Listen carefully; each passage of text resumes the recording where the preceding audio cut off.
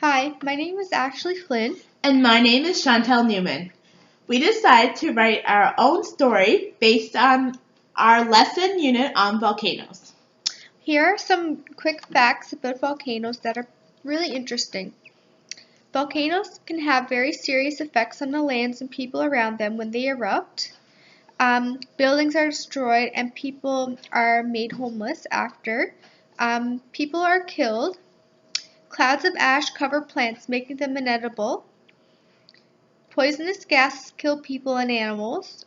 Dust causes pneumonia and illnesses to the survivors, and dark skies, severe winds, and heavy rains may follow an eruption for months afterwards. Also, around the world, there are approximately 1,510 active volcanoes right now. A volcanic eruption is a very devastating natural disaster. We chose to write a children's book because we wanted to highlight a child's perspective on the potential threat of a volcanic eruption. Our book also puts a child into the role of a hero and shows that a child can actually make a difference when saving a town.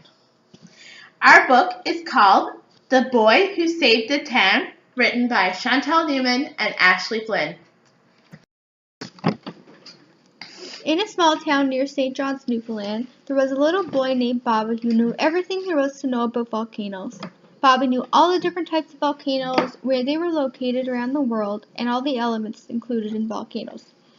Every year in science class, Bobby's favorite unit was about volcanoes because he knew the most facts about them out of all of his classmates, and some even say that he knew more about volcanoes than his teacher. One evening, when Bobby was walking home from school, he noticed a strange formation just out by the town's limits. This formation was not just any ordinary hill. Bobby immediately knew the warning signs. This strange phenomenon was a volcano. Knowing this, Bobby knew he had to let the town know.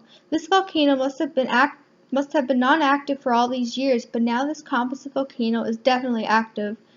Bobby could hear the bubbling of the magma, and so he ran home as fast as he could to tell his mother what he saw. He found his mother baking bread in the kitchen.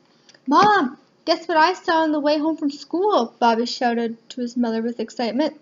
"Honey, calm down. You're going to frighten your baby sister." Bobby's mom calmly placed her hand on his shoulder. "But Mom, I saw something that is so awesome. I saw an active volcano. It's going to erupt really soon, I think. I can hear the magma bubbling and see the steam rising from it. We have to save everyone," Bobby exclaimed. "Don't be so silly, Bobby," his mother chimed in. "Don't you think that we would have heard something from the town if it was a volcano and it was about to erupt?" "It is not nice to be telling fibs, darling." His mother looked at Bobby sharply. Bobby stormed out of his house. He didn't like that his mother didn't believe him. Bobby had never told a lie in his life, and he wasn't about to allow his mother to think that he was lying now. Bobby ran back to the place where he had originally noticed the volcano. On the way there, he ran directly into the town mayor, Mr. Smith, who was taking his daily afternoon walk. "Watch it where you're going, Bobby," said Mr. Smith sternly. "Sorry, Mr. Smith, but I have to show you something really important." Bobby suddenly decided that now was a good time to tell Mr. Smith of the volcano that he had discovered. "Okay, Bobby, I know that you are a good boy, so I know that if you have to show me something important, that it must be important," Mr. Smith said calmly to Bobby. Mr. Smith and Bobby walked to the spot where Bobby had first noticed the volcano. "Look at that, Mr. Smith. It's an active volcano." Bobby looked at Mr. Smith with apprehension. "I know everything about volcanoes, and I'm sure that it's going to erupt."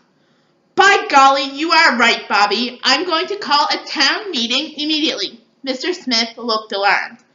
Mr. Smith and Bobby ran back to town. Mr. Smith called an emergency town meeting, and within the hour, everyone who lived in the small town had gathered in the town square.